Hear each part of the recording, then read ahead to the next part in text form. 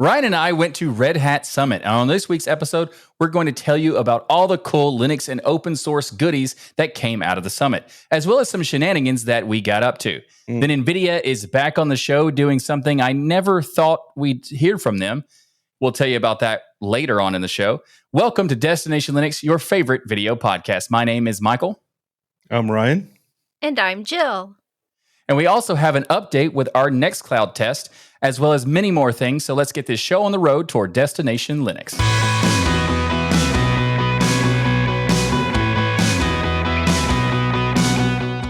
Our feedback this week comes from Dr. Phil, like the actual Dr. Phil from the real or is TV his name show. Phil and you're just adding that? I added the doctor, but I figure how many Phils can there be, really? Probably not a lot. So it's probably Dr. Phil. It's got to be Dr. Phil, right? Of course, Dr. Phil watches the show. So yeah, totally. He goes on to say, I love your show. I never miss an episode. And when DL pops up in my podcast feed, it immediately gets a bump up the queue. As it should, Phil. As it should. Agreed. Then he says, just below Twill because they're number one. Then he goes, I was inspired. Wait. Let's not skip over that very important thing that just happened in that feedback. It says no, that was just that legal stuff that you say really quick. Because that's the number one.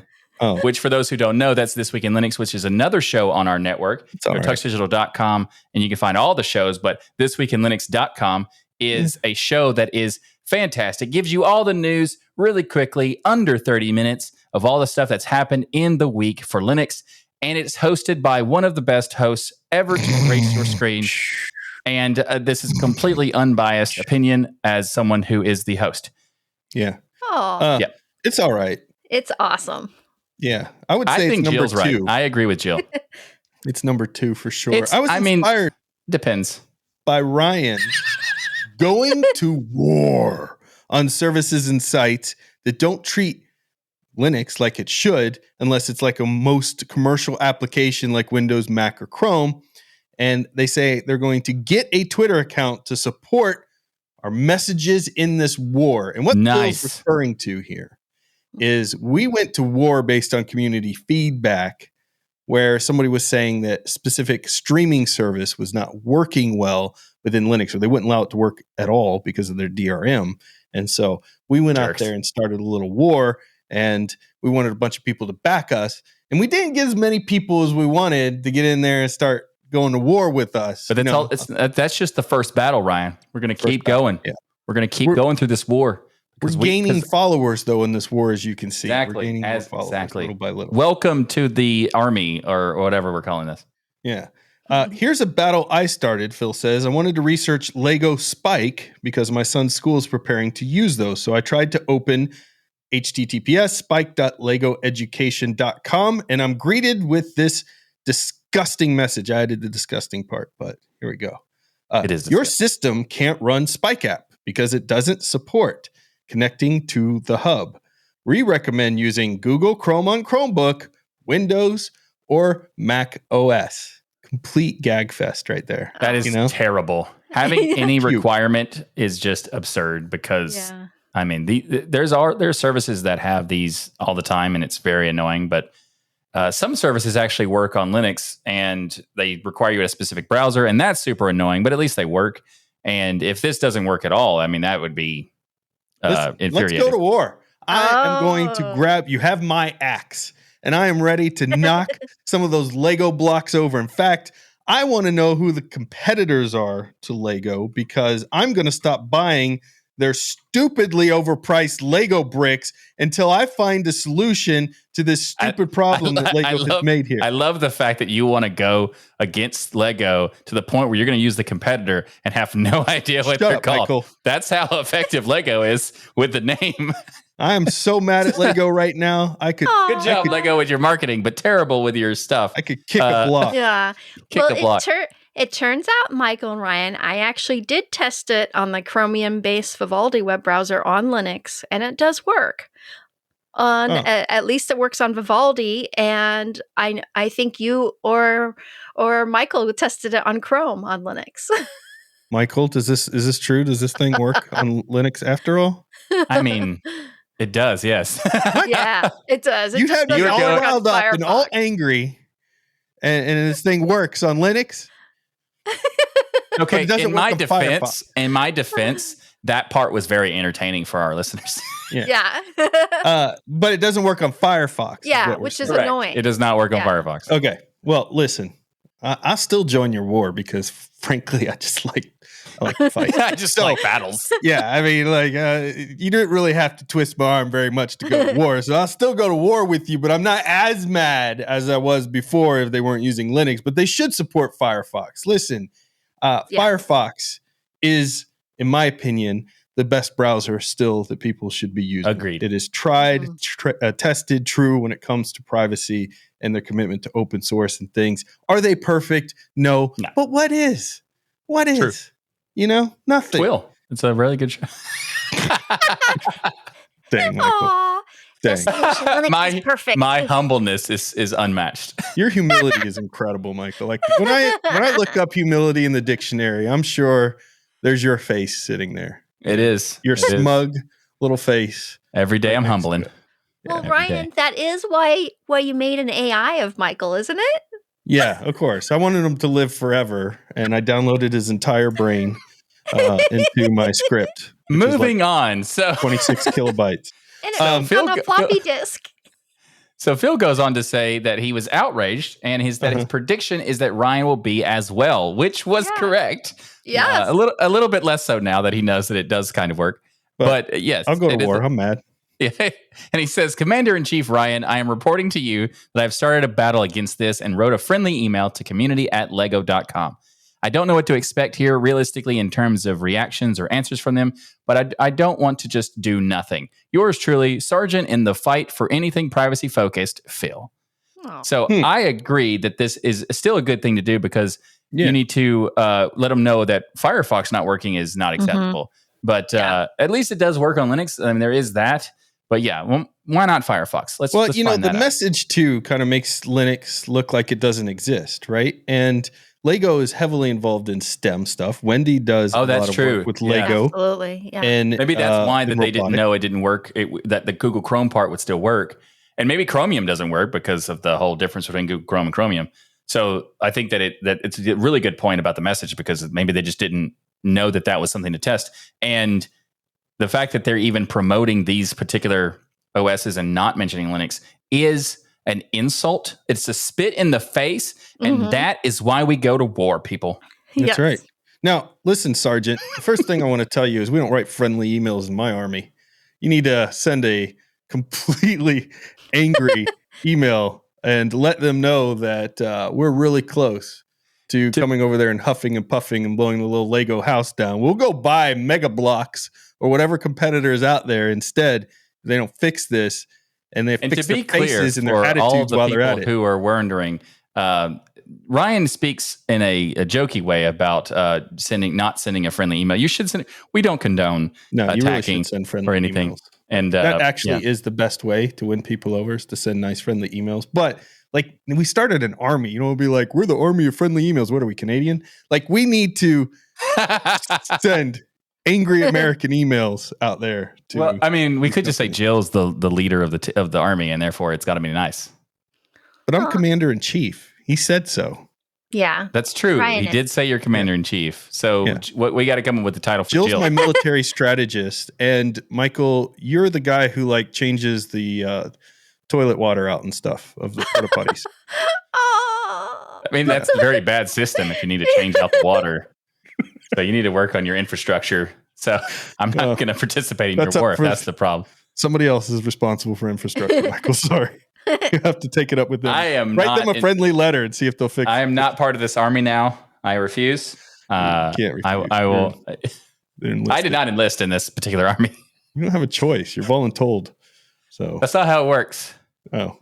Anyways, Phil, thank you so much for sending this in. Listen, I really do, in all seriousness, love this idea that if we as a community can find these situations that, make Linux look less of an option, and there's really no reason for it at all that Linux should not work and Linux applications like Firefox should not work for this application, that we let these companies know nicely, to Michael's point, friendly, to basically say, hey, Can you support this? Is this something you can add? And maybe even add in why it's important to you. You know, that Firefox is a big supporter of open source, a very secure browser. It's something you want to utilize. That's something you're teaching your kids, and you want them to use Firefox, and you want them to be able to use this cool tool application that Lego has here, and you hope that they would look into making it and fixing this. And I think if we write emails like that, instead of the angry ones that I was joking about, then we might be able to make some, headway here. And if you get behind the tweets, because Jill, we're going to tweet this out still, right? And say, hey, can you guys support Firefox? If you get behind that and like that message, and we get enough people supporting it, we can actually get some people over there at Lego and other places to take a look and maybe fix it. They decide not to. I mean, ultimately, it's their choice, but they're missing out on an awesome community of people who are willing to go to war if we have to. So exactly, just know that. Lego. Also on the tweets, repost. Don't just like it's Lego my Ego. As well. Ego my Lego. Yeah. No, that's not how that works. Oh. Ego my Lego. Ego my Lego. If you want to send in your community question, you can send in your questions to destinationlinux.net/comments. Don't have to be a question, just be a comment too, and we may include it on the show. This episode of Destination Linux is sponsored by Kolide. Now, Kolide is taking the old approach to endpoint security and just flipping it on its head. The old approach is to lock down employee devices and roll out changes through forced restarts, but it just doesn't work. The IT department is miserable because they've got a mountain of support tickets. Employees start using personal devices just to get their work done, and executives opt out the first time it makes them late for a meeting. You can't have a successful security implementation unless you work with end users, and that's where Kolide comes in. Their user-first device trust solution notifies users as soon as it detects an issue on their device, and it teaches them how to solve it without needing help from IT. That way, untrusted devices are blocked from authenticating, but users don't stay blocked. Kolide is designed for companies with Okta, and it works on macOS, Windows, Linux, and mobile devices. So if you have Okta and you're looking for a device trust solution that respects your team, then visit destinationlinux.net/Kolide to watch a demo and see how it works. destinationlinux.net/KOLIDE. Ryan and I attended the Red Hat Summit in Denver, Colorado, and we have a lot to tell you about. Of course, there were some shenanigans, but let's start off with the big announcements that Red Hat shared during the first keynote presentation. Red Hat came out really heavy on the AI at this year's summit. Shocking. And before we talk about, shocking. Before we talk about the specifics of the AI announcements, the vibe of this keynote was pretty cool. I mean, there was like this sick animated intro that went across the entire top of the stage and on the sides, and it was all connected with a live band that was playing music with it, and it was really cool. So what about the violinist? The violinist was insane. Yes, very good. That was so cool. Like when you're going to do a presentation, what I thought about was, what if DL ever hits the road? Right? Mm-hmm. We will have 1/1,000,000th of their budget, but if we can find, we probably can't afford anybody to play the violin. But if I could take a lesson before we hit the road and do our stage thing, and then I could play the violin. You play the violin, and I'll play the ukulele. Yes, and then I'll play the harp. I don't know how to play the ukulele, but I'll take one lesson. Jill playing the harp. Yeah. I think the only person who'd be good at it would be Jill playing the harp. Yeah. I saw a video of the opening of the keynote, and it looked like a rock concert or like the Game Awards. It was unbelievable. It was baller, actually. It was pretty cool. It was super cool. Yeah. I like the fact that they put in so much effort and had so much going on with the presentation. Like there's even like lighting effects in the crowd itself. Like you can see it on the video. We'll probably show you like some B-roll here about it. It was really cool. It was a little long though. They had a lot of speakers on this particular keynote, and in my opinion, that the ideal amount of time for a keynote of this type is about an hour, and this was more closer to 2 hours, and it also started at 8 a.m. Why? And it was very early. Please, yeah. They did give us free breakfast. That's cool, but that also was like 6:45, and again, why? Yeah, it's so early. That would be my one complaint. Would be, don't start keynotes with people who just traveled in at 8 a.m. Please, but also we could shorten it a little bit. There was a lot said and a lot of awesome information. I really enjoyed listening to the presentation pieces, but there was a lot of places where I'm like, we could definitely have cut that and shortened that a lot. And why? It's not because the information you're presenting isn't interesting or informative. It's just who's got the attention span to sit for 2 hours? It's just it was just a long amount of time. Yeah. And as someone who is there to report on the actual event and get write down notes and stuff like that, 2 hours is a bit much because it's a lot of notes. It's a lot of notes. And I had so many photos and videos from the keynote that I got to the point where I was like, do I need any more? This is unnecessary. Yeah. So it's my opinion is just knock it down to 1 hour and then you'll keep everybody's attention and be good. Good suggestion. Yeah. But they did announce a lot of cool stuff and we're going to condense it down for you here on the show. So first of all, as we mentioned, Red Hat is talking about AI. And they announced Rail AI, which is very cool. It's a foundation model platform for developing and running open source language models.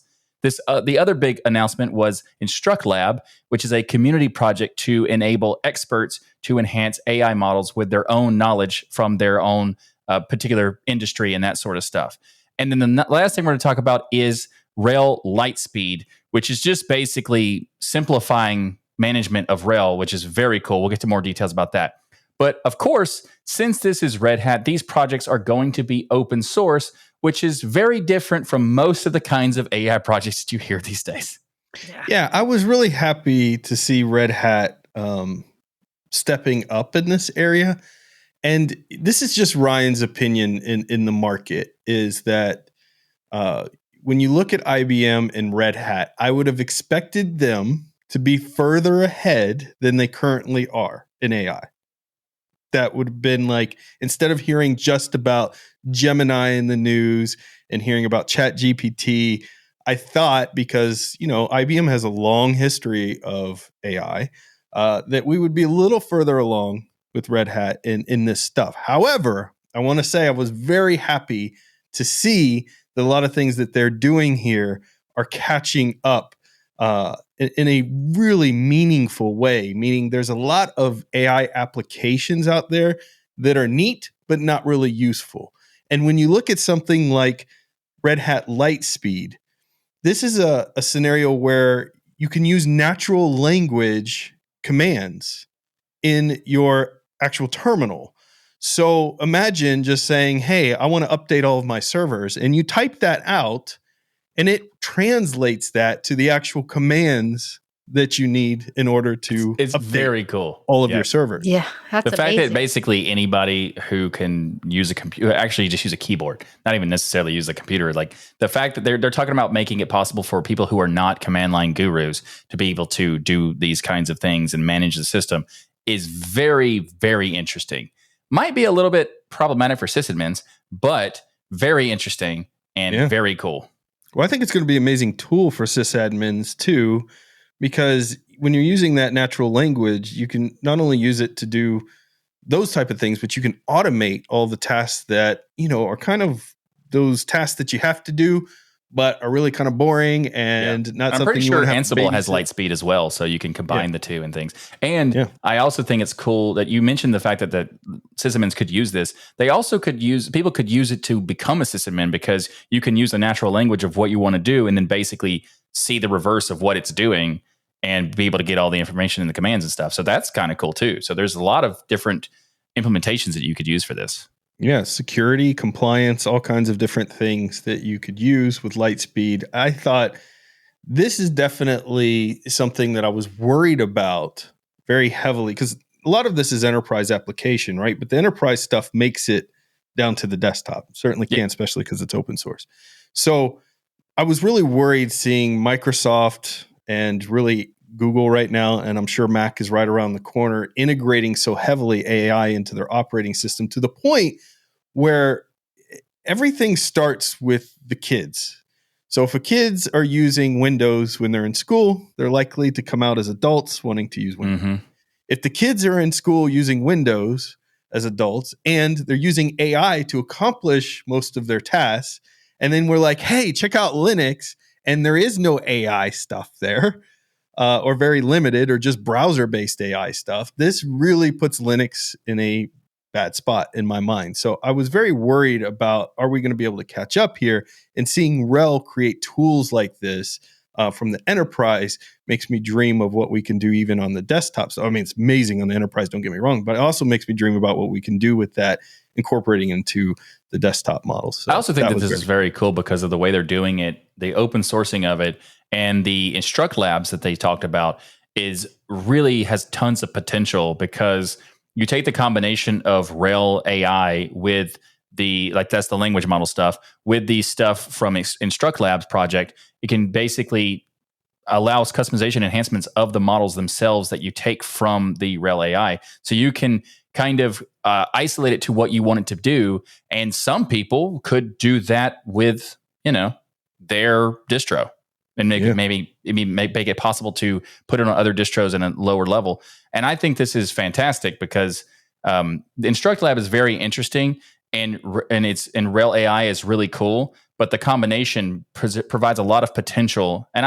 I do think that what you said earlier about the IBM/Red Hat thing, you would expect more, or not necessarily more, but just for them to do it faster.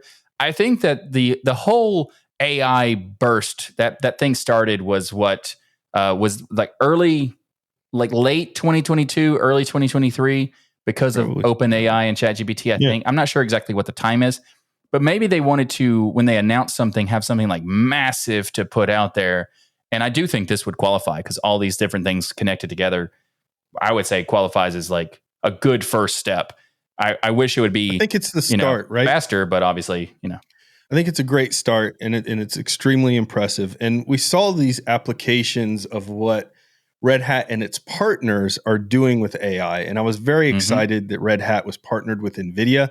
The Nvidia CEO even came on screen during there to talk about their partnership, the partnership with Intel, where we got to see robotics in action, utilizing object identification tools with robotics and things. And also being able to detect human involved in that sort of thing. So you could make sure that it was like robots designed specifically to work with humans. So it would be able to detect the object, like Ryan said, but also be able to detect the human. So if a human got close to it, it would stop and not actually go into the process of doing what it was supposed to do. We actually have an interview with some Intel at that booth that we can play at a later episode too, to give you more information about that. But that was what made me excited, was not only seeing what they were releasing here, but also that they were really creating some key partnerships, and those partners were showing up to join the conference to talk about their partnership. So I know it was a meaningful partnership, not just one on paper like, hey, we should work together. No, they're really working together to build some really interesting things. And so from that aspect, I think RHEL and IBM are going to catch up really fast. I just think I would have expected they would have been further ahead than they are, but don't get me wrong, I'm very excited for what I'm seeing here. I think there's a good point about that, just because of the whole IBM Watson thing, Yeah, in fact, I was just going to bring that up. One of the reasons why I think they've taken a long time is the IBM Watson, a lot of that is in-house software, like for, finding the cure to cancer. And a lot of that is, they won't want to release in the wild. So they probably had to really work a long time on making an open source paradigm that the public could use. Yeah, we wouldn't want to release the cure to cancer out in the wild. That would be terrible. Yeah. So, and I actually got to see what was awesome at the Southern California Linux Expo. Like 20 years ago, we had several years, the IBM Watson was in the expo hall. It was amazing. I learned so much. And it was, of course, running Linux. So, I don't know that ChatGPT would have been impressive had they not started out as an open source project. And imagine if IBM had the insight enough to predict that and have released a version of Watson open source and free for the community to use versus keeping it as in-house software. And I still think there's an opportunity to see more from Watson out there. Yeah. I think it's a great brand. I think it's a well-known brand, the Watson name. I know they use like X Watson. Some booths had some Watson stuff. They're not really utilizing it, and I feel like they should. I think Watson, just the brand itself should be repurposed for people who know it, because the fact that you put it on Jeopardy, a lot of people know it. So just take the brand. I understand like what Jill is talking about. It is very important to have that kind of offering from IBM, to have these sorts of things and say, hey, this particular type of AI is only for in-house giant corporations who can afford ridiculous amounts of stuff, right? But the difference would be like, just make that named anything else, doesn't matter. Then take Watson and put that on it, because you've created a brand that is powerful, and you might as well take advantage of it. Mm-hmm. Yeah. That's a good point. I'm saying your point, Ryan. I wasn't just saying that mine was a good point. It was, you said it. I was just reiterating. Oh, thank you, Michael. That's really sweet. Look at you. You're turning a new coin after this Red Hat Summit. And actually, I'm less humble today. Yeah, that might be one of the reasons why IBM bought Red Hat in the first place. Yeah.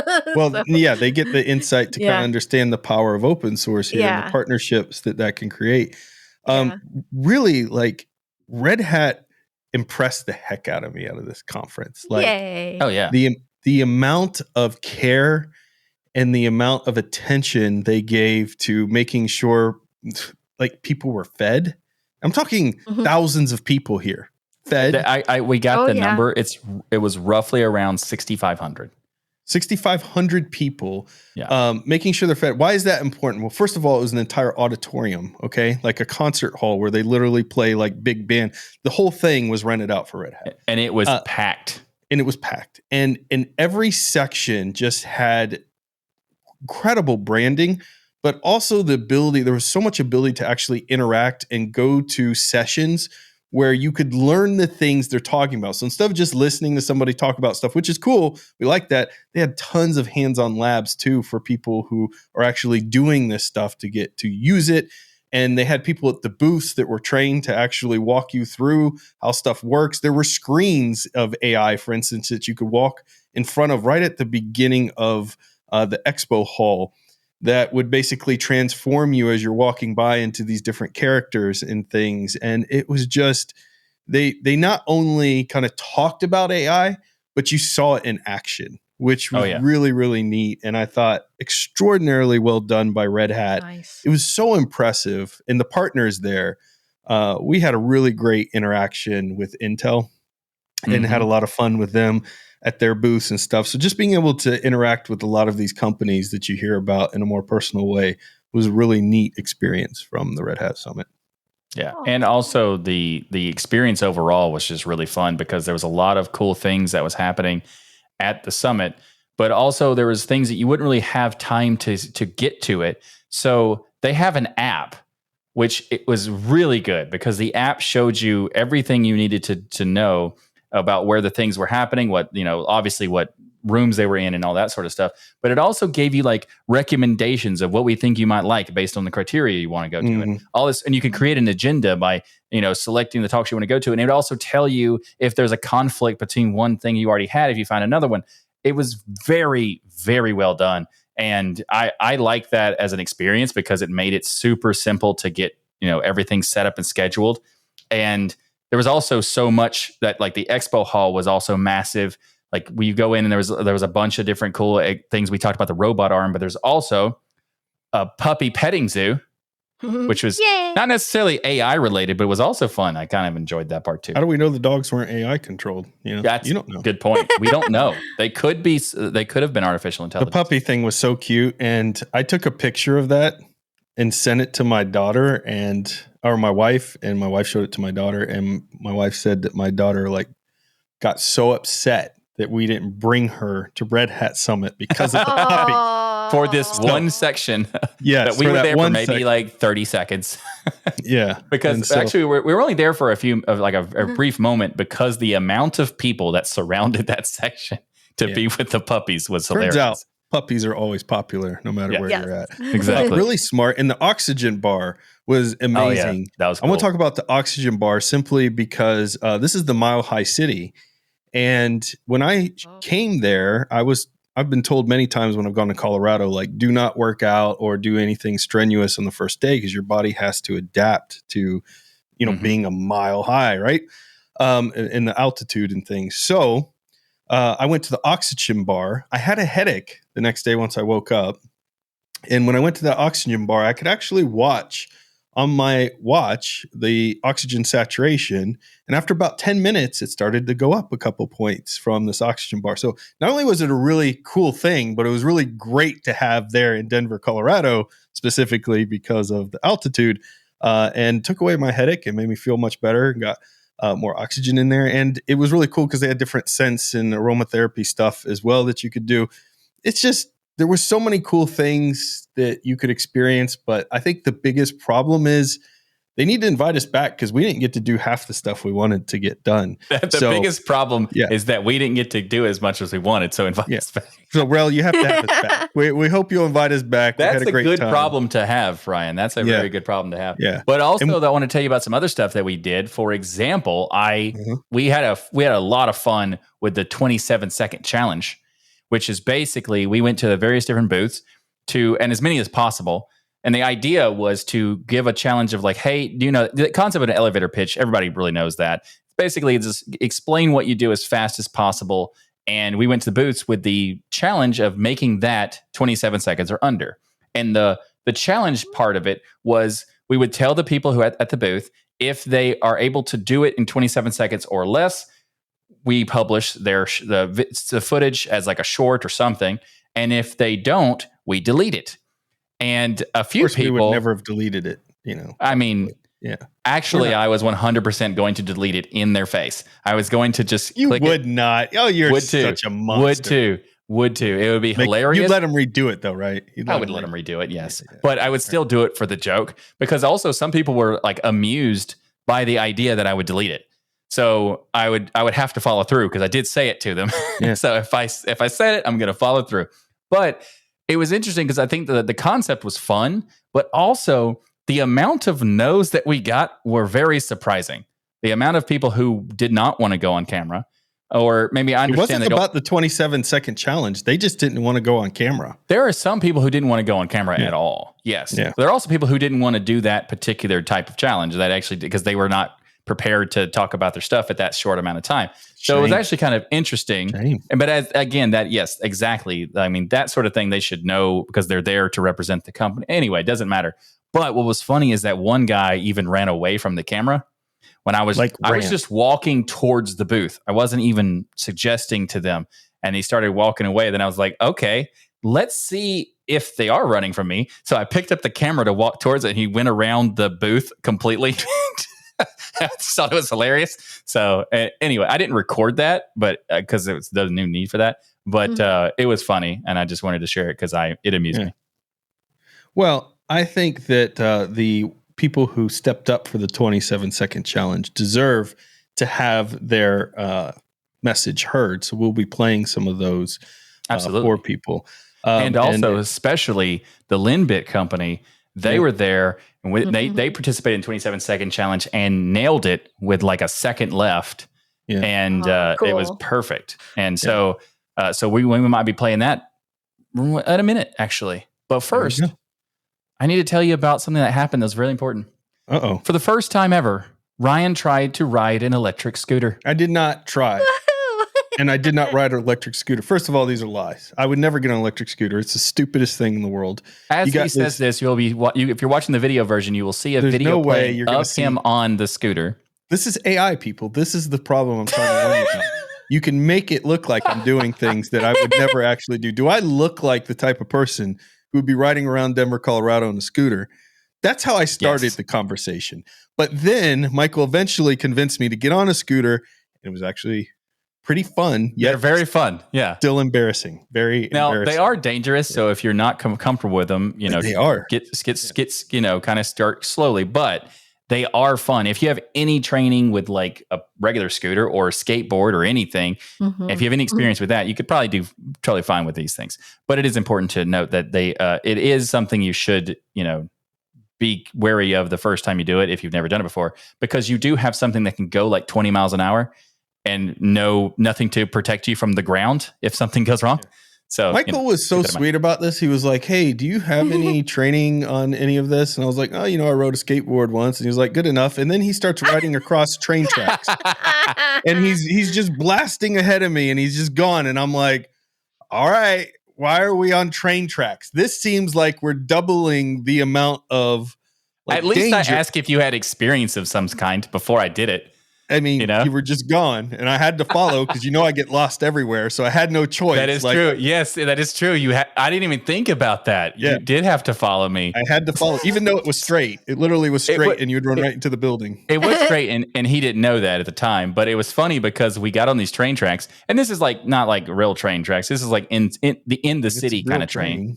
I mean, it is a real train, but it's not like a super fast train that you see on movies and stuff. It's like a subway / train, and but it's not. It's above the ground, not subway. Well, I told my wife it was a bullet train to make the story more exciting. It was super bullet train. It was so fast, people. You have no idea. So what it was happening is that I get up on the train, and I didn't think about the fact because this is just the fastest way because there's people on the sidewalk and the road is closed with construction, so you can't even get on the road.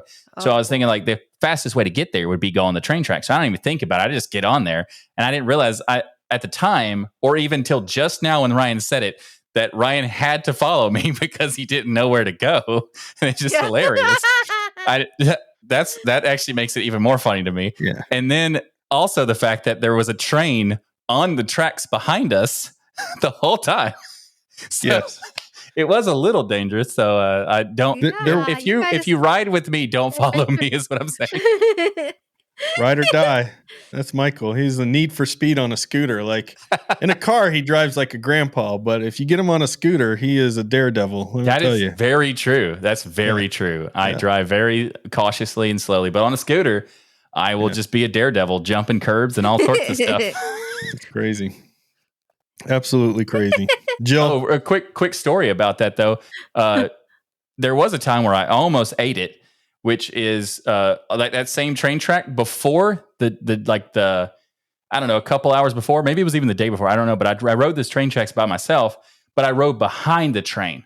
Yeah. And I didn't know that when you get to the end of the road, it takes a turn, and at that turn, the road of the train is gone, and it's a giant gaping hole with just track. And I almost ate it, but I did not. That's why you don't be irresponsible on scooters and ride on the train tracks, Michael. Okay, without knowing what's in front of you, that's true. You don't follow a train, not knowing where you're going and knowing what's beneath you. That is good advice. But once I knew that, then it was all good. The good news is, if they invite us back, which after hearing this story, they probably won't. Once they invite us back to Rel, it'll be in Florida, which is much more flat. And I don't know that there's many scooters in Florida, Orlando, where we're going. And we're going to Orlando, so it probably is. And also, I will 100%, if there are scooters, I will do it. I will probably, if you want to have a scooter meetup, people, you can meet us in Orlando. We'll have a scooter gang. Like scooter gang, we'll get some cuts and stuff, and and the LINBIT people will definitely join us because we had some fun on scooters later too. It was really good. A little tip: some of the scooters that are in Orlando, Florida, and I know this because I have a friend who lives there, actually had Raspberry Pis in them. Oh, really? That's awesome. I think a scooter gang would be really cool. I'm going to share this story. My wife calls me Muffin. Shut up! It's not funny. My wife calls me Muffin.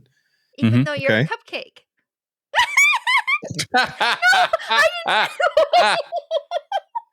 And why are you laughing at this? We like cupcakes. Oh my God. Listen, I try to pour my heart out to you all, and this is the kind of crap that I get. I am so sick of this show. This kind of crap. Here I am trying to make myself vulnerable, and this is how I'm treated. My wife calls me Muffin, okay? And I got a motorcycle. I got a Harley. And now this is a while ago. I don't have a Harley anymore, but I got a Harley back in the day when I was dating my wife.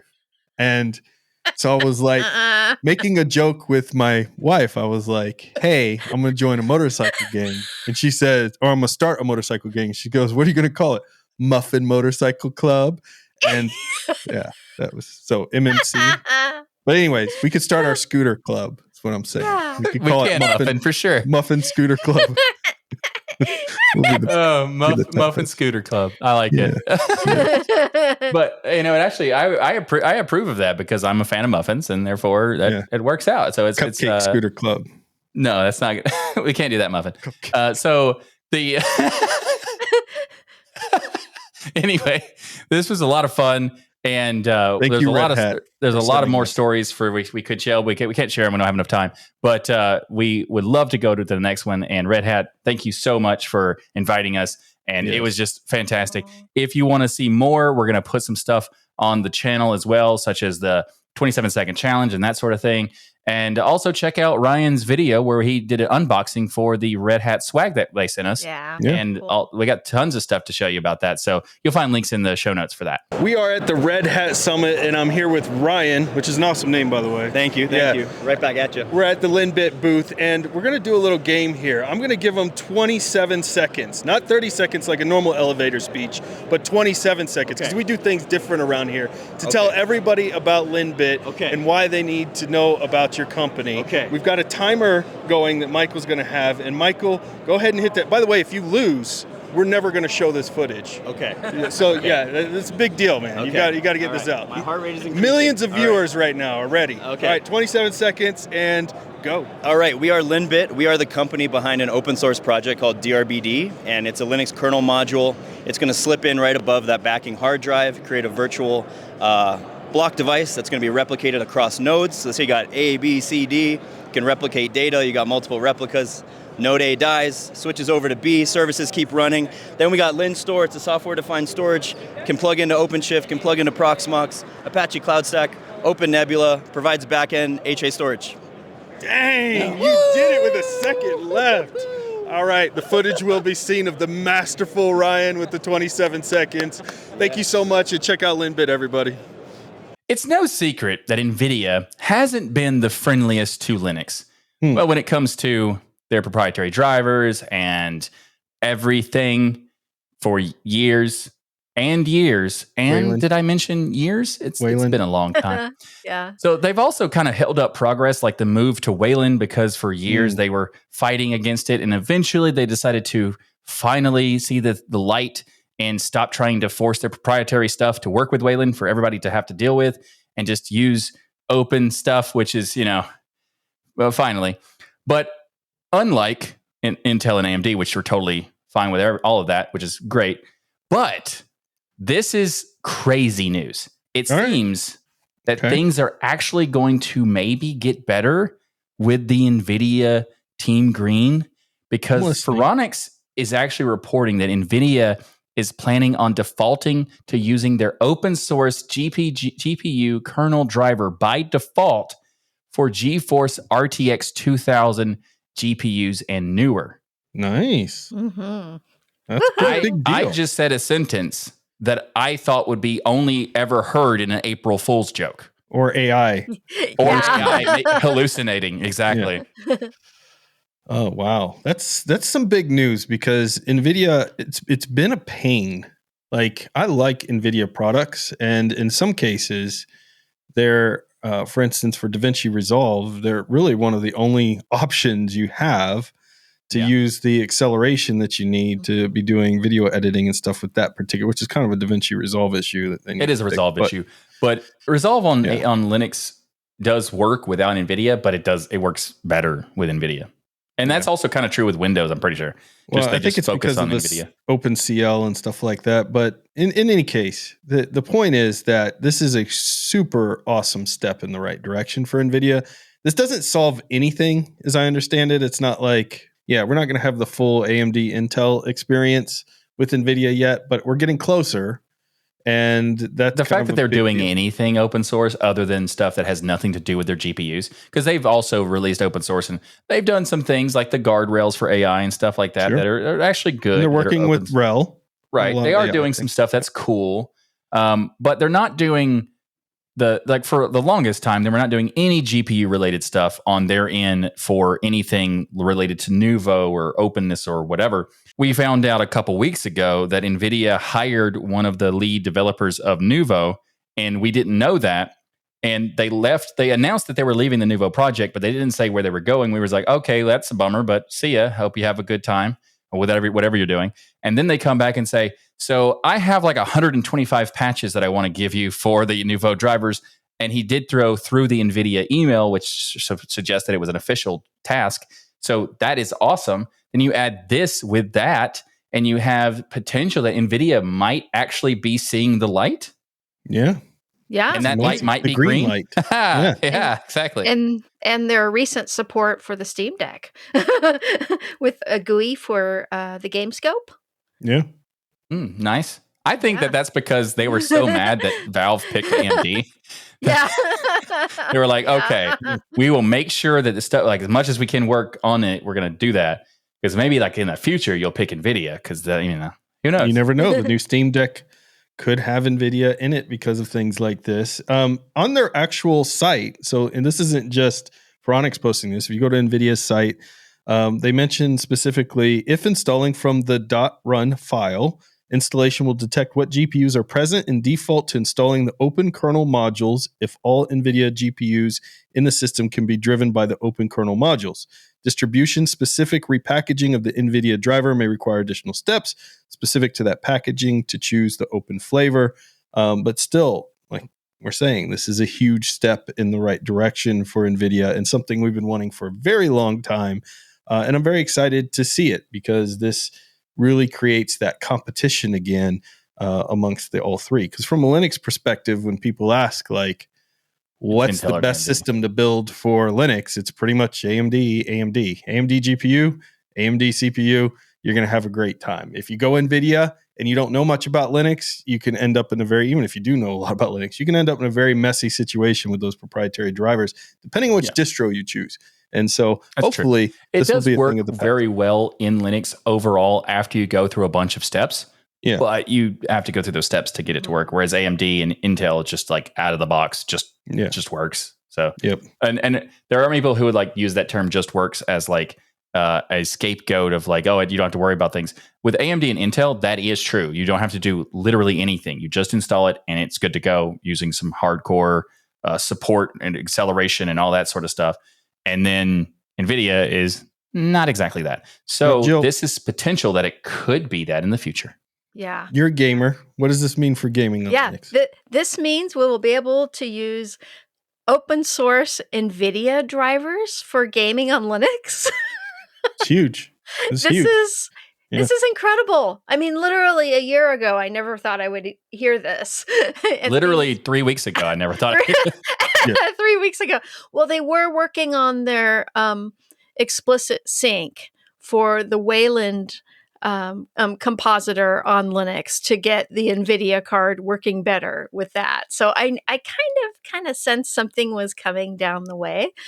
And well, I mean, they've been working on trying to get stuff to work in Linux like that for the Wayland stuff for a few years, but they also spent just as many years to fight against it. Yeah. So I was expecting this. I mean, it makes sense that it would happen at some point. I just thought maybe it would take, a decade from now and then, that sort of stuff. The fact that they're doing it now. And it's happening all at once. We got love for the Steam Deck and now we're getting love for the operating system as a whole. And, like Ryan and Michael were saying earlier, you're not going to be able to use, the open source CUDA drivers. That's probably not going to happen because those are locked in, proprietary. I don't know. We wouldn't have thought this would have happened, Jill. Let's hope true. NVIDIA listens and does something cool here. Yeah, but yes, continue. Very possible. Who knows? But the thing is that NVIDIA makes actually a lot of money on the CUDA part of the proprietary drivers and the companies and the industry standard software that gets used by it. So they get, they get money from that. Here's the thing, NVIDIA. Get this. So, you can still make money on it. Still keep it open source. And just keep and you can choose the right license to protect you within open source world. Exactly. And, and also you don't want to, in the future, you don't want to look back on this and realize you made a mistake and just CUDA woulda shoulda. CUDA woulda shoulda. That was good. That was ridiculous. Or I love it. They could. What would be really nice is to team up with AMD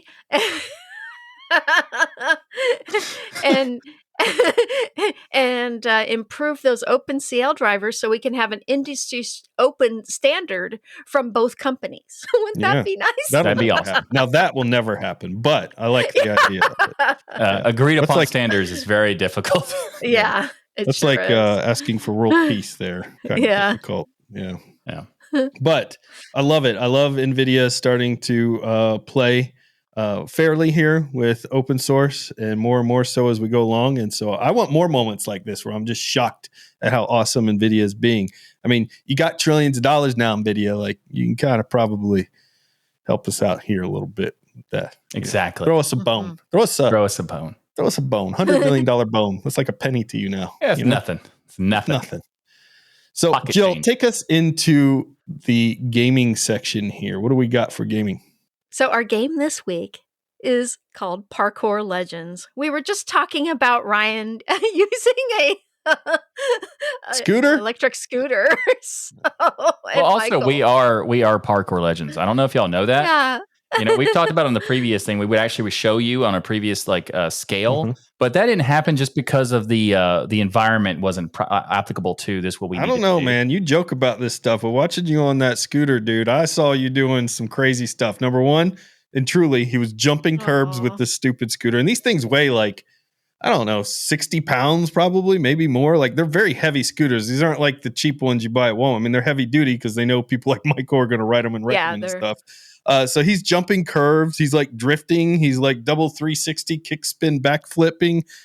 Okay, so that part maybe a little exaggeration, but the drifting, jumping curves and drifting, yes, I did do those things. I did actually do a sort of a trick thing, but you're very limited in these kinds of things. So a kick flip, backflip, those things you can't really do those things on a scooter in general, but. It was a lot of fun because I was able to show off my 6 skills of my scooter prowess with the Muffin Scooter Club. It was so neat to hear the story though of Michael of you going down the street with the metro train on the scooter in the tracks because it's appropriate for this game that I really enjoyed playing. Oh right, we're talking about Parkour Legends, which I also am. Yes. So the game Parkour Legends, it describes itself on Steam like this. Complete time trial courses in this fast-paced, side-scrolling parkour platformer. Gain speed boosts and build momentum as you vault over obstacles like a metro train or slide under objects, run on walls, and rebound over impossible gaps. Like the metro train intersection. Collect heart. I did rebound off that. I did not. I did not eat it. But if you had, I would have been there to laugh. Just let you know. And you collect hard to reach gear and style your runner, climb leaderboards, and become a legend, just like Michael. Well, it's not exactly what kids grow up aiming to be, Yes, they do. They want to be a legend, just like Michael. Just like Michael. So this is actually a really fun game. Michael Jordan, specifically, just to be clear. See, that's good. Yeah, that one makes sense. So Parkour Legends is actually a really fun game that is both challenging and addicting, and it really has a great soundtrack. I was impressed by the diversity of music in the game. So if you want to know what it is like to be Parkour Legends like Michael and Ryan, check this game out. It even has a free playable demo to try before you buy, and it supports our Linux penguins out of the box. I was just thinking, like, Michael, you really could probably do parkour, but there is nothing about the way I'm built that says parkour anything. Parkour is so you're thinking about it. A little harder, yeah. No. Parkour is a state of mind, Ryan. It doesn't matter about your body type. As long as you are willing to throw yourself into walls for whatever reason, you can do it. There's a high chance if I throw myself into a wall, the wall may give. So this is kind of a weird. Wow. Do you know I used to do that when I was like you used to throw yourself into a wall? Well, no, in the skate parks, because I was, a big skateboarder. In the skate parks, one of the things I used to like to do with my skateboard is go towards a wall and then do a flip as you hit the wall. Of course you did, Jill. And I actually was pretty good at that. I skateboarded too, Jill. You take all the credit for stuff that you do that's cool, Jill, but I skateboarded too. I was terrible at it. I was never really. I skateboarded too, and I was mediocre. Yeah. I could do an ollie and a nollie and half a kickflip. Oh, which I don't even know what a nollie is. I know what a nollie is, but I never heard of a nollie. It's just the reverse. So instead of doing instead of jumping the normal way you stand on the board, you flip it and jump the other way. Oh. So you jump it with the back. Start the jump with the back of it.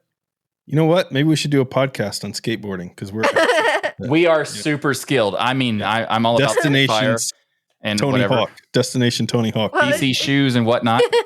Do those still? I don't know if they still exist, actually. Yeah, so I was actually in skateboard contests, but not. I wasn't into the tricks because that wasn't really a thing in the 70s.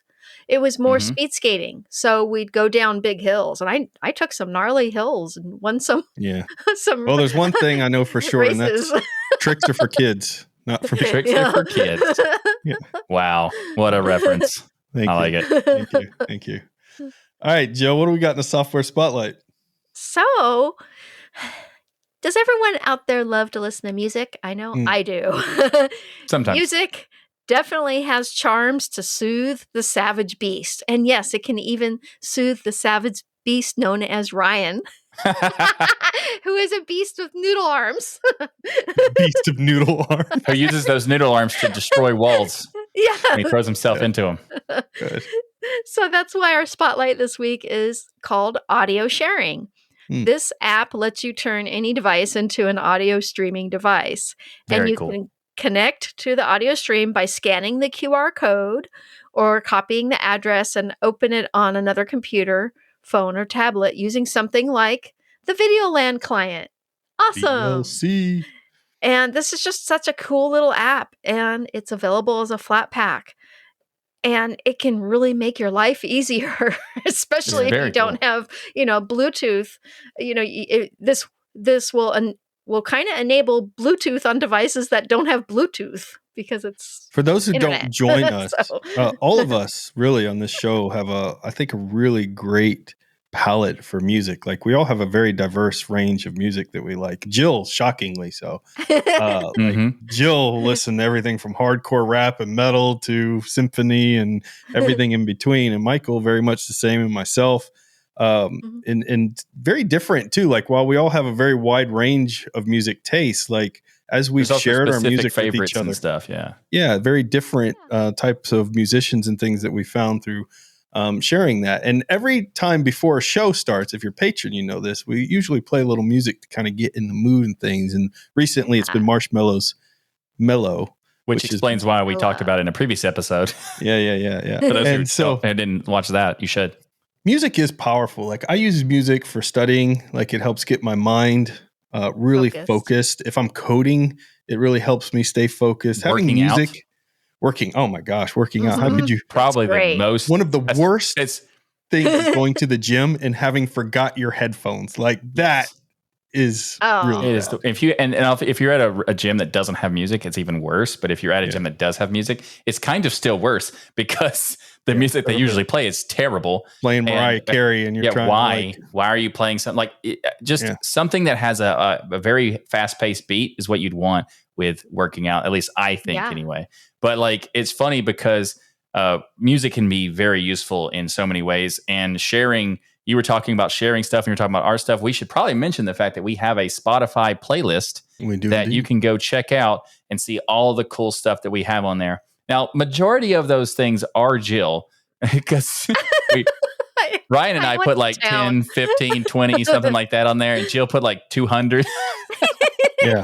And Jill's range of music that she added to that list is bizarre. When you listen to this playlist, it will go through some bizarre music genre jumps that you may not have expected. And just know that if it is probably Jill. If it is not a family-friendly song, because some of the songs on there are not necessarily family-friendly, Jill added it, just to be clear. That's Jill's music there. So. Some of the novelty stuff, it gets a little bit, Yeah. But just so we know, that's Jill. But I also think it's hilarious that of all the examples to give, the guy who goes to the gym the most on the show and on this network is the one who forgot workout music. Yeah. Yeah. Yeah, like, what? true. Like, I have to remind you about workout music. I do have a picture. Maybe I'll send it to Wendy to include in the episode where I'm at the hotel gym waiting for Michael, and he never showed up. Not once Saw to that the gym there.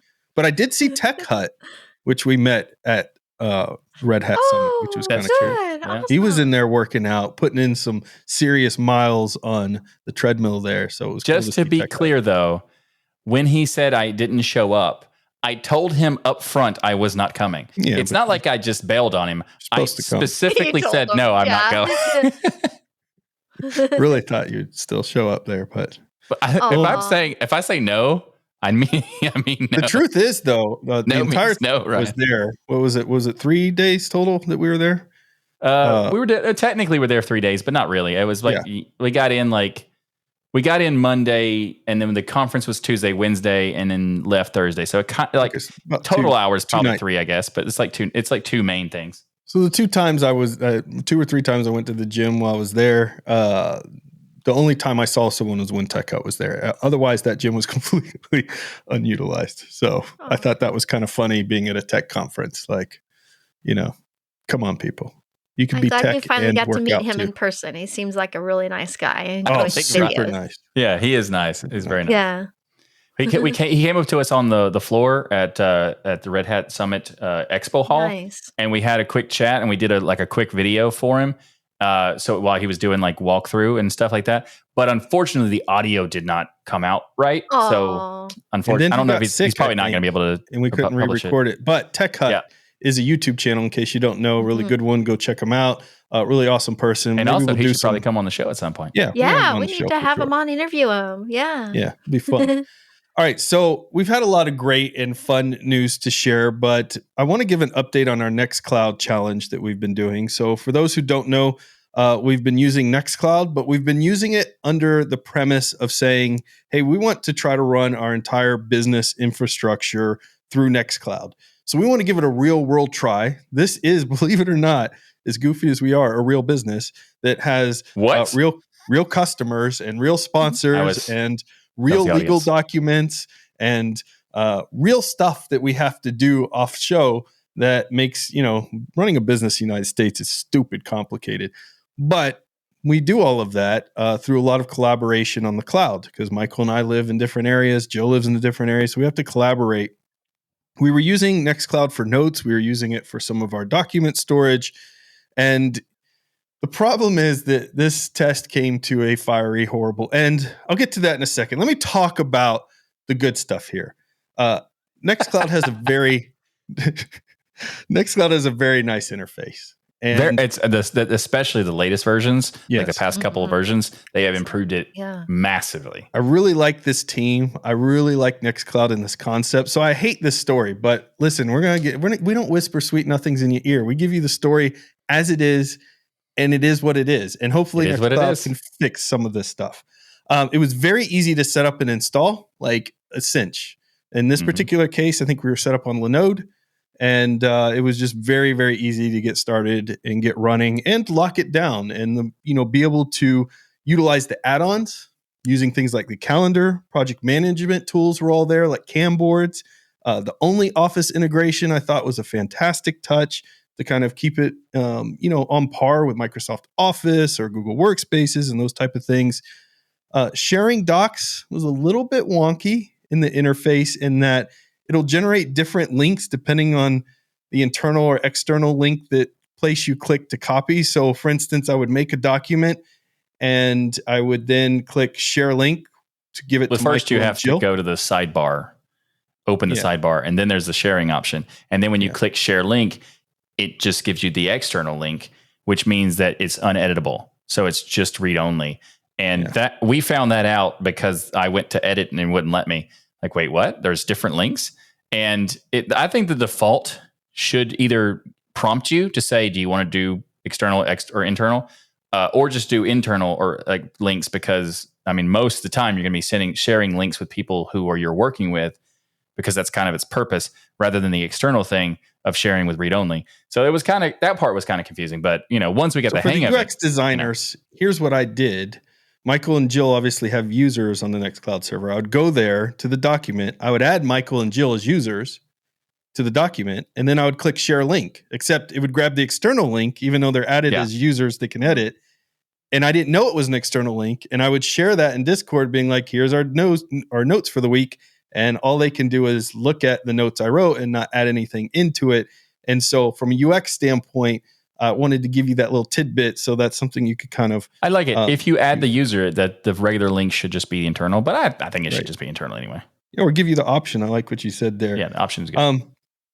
Office docs were well laid out looks wise. However, there are a lot of times where the interface while we were in there collaborating would like skip or jump around while you're editing. And there is nothing more annoying than sitting there writing in the middle of a thought, writing a sentence down, and all of a sudden your cursor jumps up 3 spaces.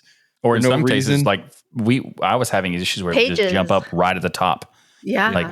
And I had to scroll back down a bunch of times, and it was just, it got so frustrating that I decided to just completely abandon this was the only Office version of it.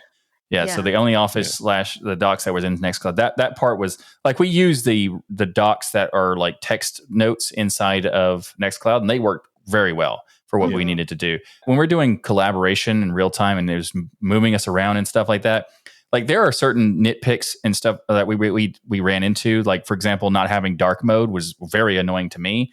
And I understand the pages would still need to be bright because they're pages, but the rest of the interface could be dark, and I would prefer that because I don't want to have like this massive brightness everywhere. It's just my preference. But you didn't have the option, and that's, you can understand like that's not necessarily important. It's just for my preference. But not being able to reliably do real-time editing with people kind of defeats the point of collaborated editing. You know? Yeah. It could be, in fairness, that we didn't have a powerful enough server, but we're not talking about 30 people using it. We're talking about 3. And if that is the case, then there should be some type of messaging probably saying, hey, you may experience some issues if you don't have a server at least of these specs, or something along those lines that they could utilize. Because, you know, it's possible that some of that jumping was connection related or otherwise. So in fairness. Well, like you guys said, the notes, their internal note collaboration was great. We had no problems with jumping. It was really good for real time. And actually, I had used it several years ago when we were testing out Nextcloud several years ago here on Destination Linux. And I really liked it, but there were some issues with speed. It would like take a long time to load. And I noticed that wasn't a problem anymore. So they really, really improved their note-taking made app. Huge improvements from the last time we used Nextcloud. So major hats off to Nextcloud for the improvements that you've made. File sharing was fine. But organizing files was confusing and not very user-friendly, in my opinion. So I agree with that completely. However, that is like everything that is in this space for some reason has terrible organization for files. Like Google files, Google Drive files is terrible. Yeah. So I would hope that they would don't base your organization system on Google Workspace / Drive. It is not good. Do something else. Here's a thought. Base it on how Linux file system works. Yeah. Mm-hmm. Absolutely. Because it's good. But that's kind of our overall take on the Nextcloud. And we've been using it for over a month, right? It's been well over that. I mean, it's been longer than that. It's been probably 3 months, I think. So, of course, our testing came to an abrupt end when I noticed while we were traveling at the Red Hat Summit, a message in the GUI. Okay, so we're in the GUI. And I see this message pop up at the top that says my AIO interface was out of date. And For those who don't know, all in one. Yeah. I thought, no problem. Like it said, just log in as the admin and you can update it. This seemed easy enough. So I log in as an admin. I stop the containers as it instructed first. I run the update and then I click to turn the containers back on and it never came back. The CPU usage on the server spiked well over 120%. And so finally, I just rebooted.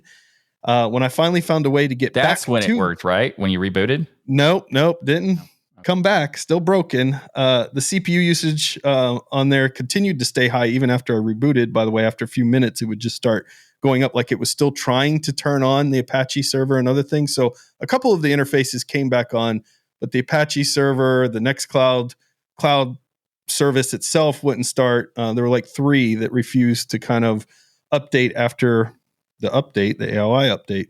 So there's something in there with the PHP, because when I looked at the logs, it basically said the PHP version that I was on now wasn't supported. So apparently, even though I didn't do a upgrade on the server itself, so it's not like I went in and did a sudo apt update, sudo apt upgrade, right? I just literally did an AOI update. It made the PHP version that we had been using. Wait, you didn't do the full update? It was just the AOI thing? That wasn't what it was asked. It was just a GUI AIO update, and that's what I clicked, is to update it. Like, I didn't figure it would break much doing a simple update through their GUI tool there. So here's a quick story for you about this. This AIO thing. I thought you knew about this. So I have received these messages and updates about the AIO thing and 2 other things that need to be updated or something.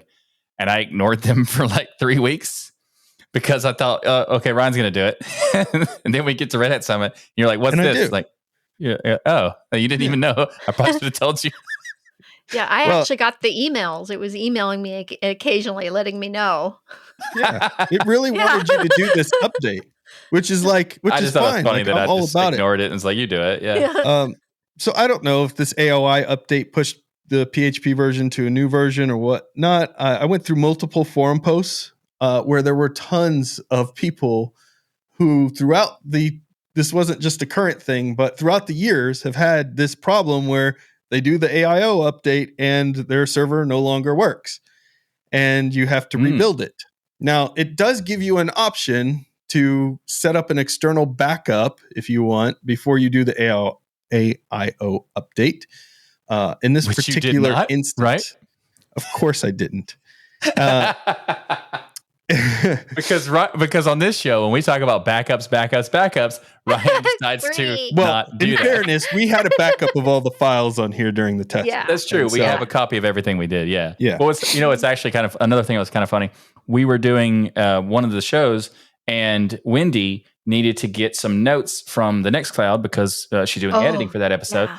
And I went to load the page to get the notes, and it was broken. The server just wouldn't load. And I sent a message to Ryan. He goes, "Yeah, I know." Yeah, so he's like, "I broke." Yeah, it broke. But the funny thing is actually it's kind of interesting because I also had Nextcloud on my phone. So in addition to the web version and you can have it on like a phone app, and I decided to like just try it. So I tried to load it on my phone, and for some reason it did load it. So apparently it cached it on the phone.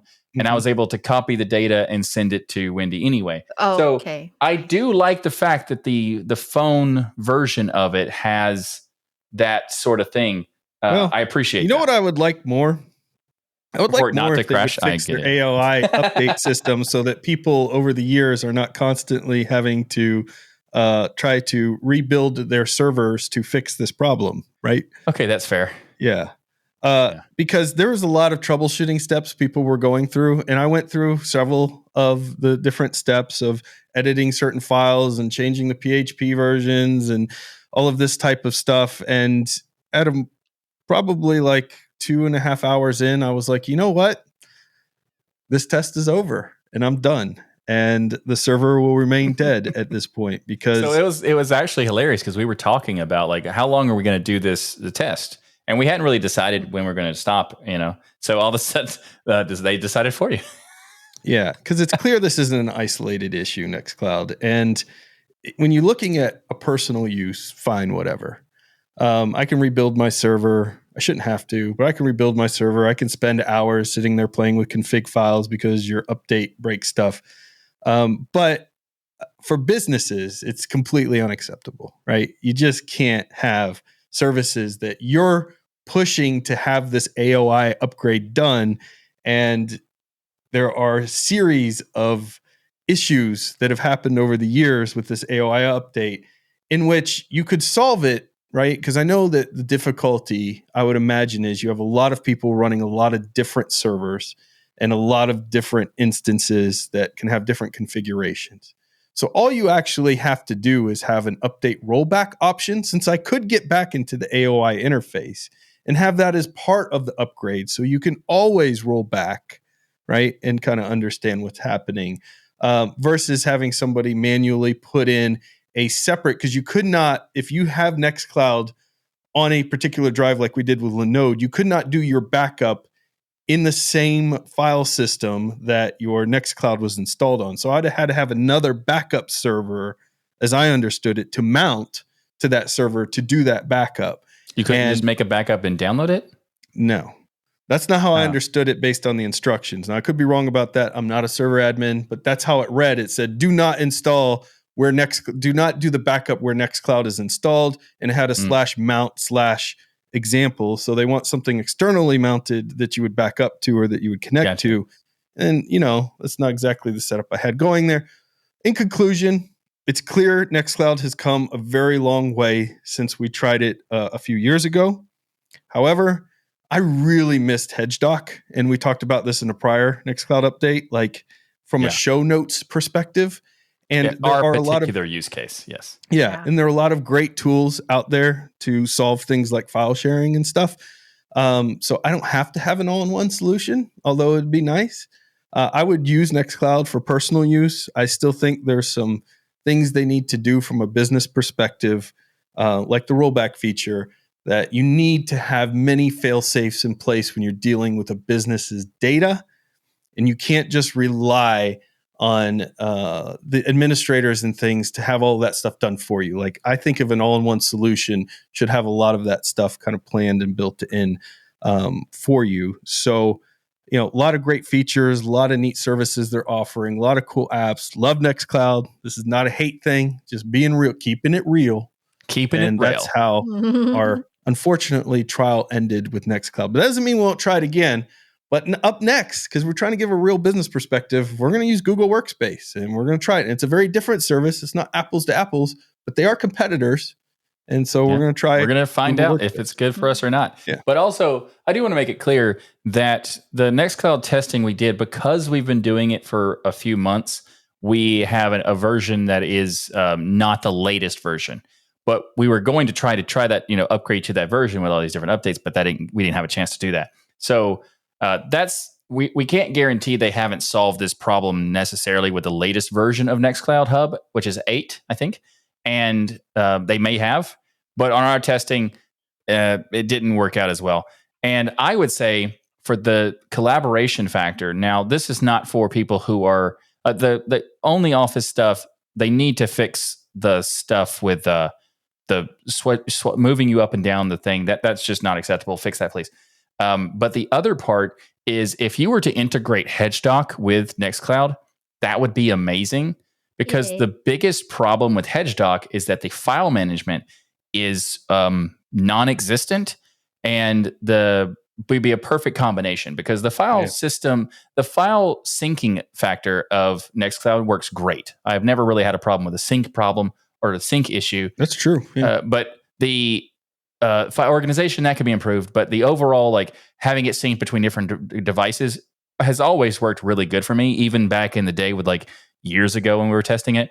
But if you were to combine that with HedgeDoc, I think that would be a perfect combination, because you bring the value to HedgeDoc that it needs, and vice versa. So I just want to put this in perspective here, and then we'll move on. I just typed in AOI update failure Nextcloud in Google just to see what we get. So we get Nextcloud AIO update fails number 4306 on March 3rd, 2024 is your first result. Not updating from 28.01 to 28.02, which is from February of 2024. Update failed, unable to start container, back from July of 2023. AOI container update loop service unavailable from Nextcloud community in 2024. AOI stuck on 28.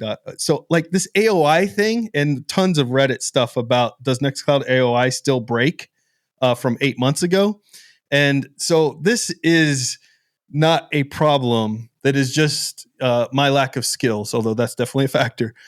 This is a problem that Nextcloud needs to seriously put some resources to address here. This is silly. This is silly place. This is Sesame Street. And stuff. Also let us know when you do, because we'd like to try it again. Yeah, exactly. Mm-hmm. All right.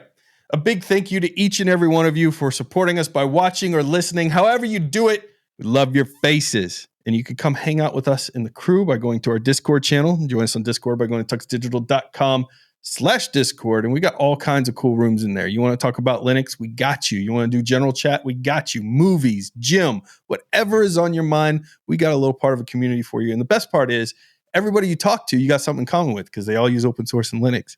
And they all think that this show is the best show ever created. Of course, naturally. Yeah. Well, of course. That's the only opinion you can really have once you watch. Of course. Yeah. I mean, I'm very humble on this show, not on Twill. That's different. Yeah. So, because I'm by myself on that one, I was like, it's a good show. Anyway, if you want to do that, you can go to tuxdigital.com/Discord, but you can also watch the show live inside of our Discord by becoming a patron by going to tuxdigital.com/membership. I want to be a patron. Not only do you get the access to watch it live, you also get access to the patron-only post show that happens every week after the show. You can just hang out with us after the show. So go to tuxdigital.com/membership to sign up. And if you'd like to support the show in other ways, you can do so by getting some merch. We have tuxdigital.com/store, which is a new store. It's got a bunch of cool stuff. We got t-shirts, hoodies, hats, stickers, mugs, all sorts of stuff, and much, much more. So go check it out. Especially we have a new Retro Vibes Destination Linux collection. So go check that out. tuxdigital.com/store. I'm going to go get me a Linux 91 hat. That looks dope. Yes, that's a really good idea that you are wearing right now. Yeah. And I've got a Linux 91 backpack right there behind Jill. my penguin. Nice. Yeah. And make sure to check out all the amazing shows here on Tux Digital. That's right. We have an entire network of shows to fill your entire week with geeky goodness. Check out This Week in Linux for your source for Linux Weekly News with our very own Michael, which is a weekly video podcast that Michael hosts that takes the greatest you through all the happenings. Possibly have. Listen, if you're not busy and you got nothing else to do, check it out. Yeah, all the happenings of Linux and open source each and every week. Or if you're like our member of the Sergeant that we talked about in the community feedback, you can put it at the top of the list. I'm kidding. You should actually have DL at the top of the list, and maybe DL and Twill at the exact same part of. Is that possible? I like that. Yeah, like that. Right below DOS Geek channel. All right.